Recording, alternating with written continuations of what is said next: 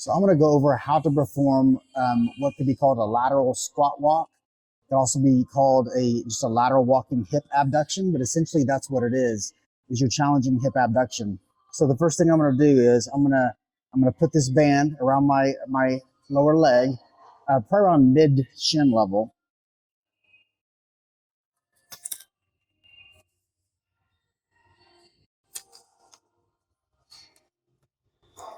And then I'm going to try to unwind it here. And I'm going to start out with essentially some tension on this band. And I'm going to get into a squat position here. And so notice my feet are shoulder width. They're a little bit outside of my hips. And there's a reason why I'm starting in that width, because I want to start basically pre-challenged in abduction, because I want my first step out to be challenging.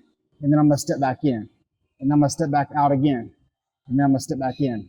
But the whole time I'm keeping tension on this band, I'm not doing this step here and then stepping all the way back in.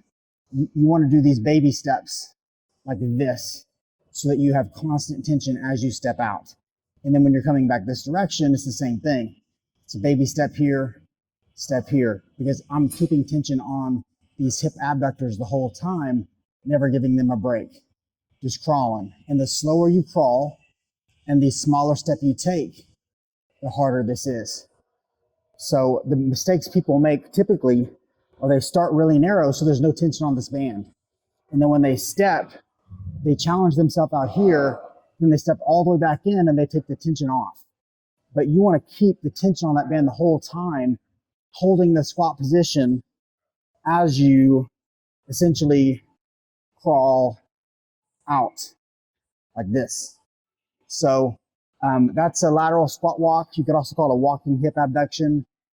That is the way I think it's the most beneficial.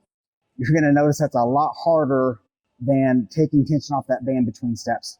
Try that out.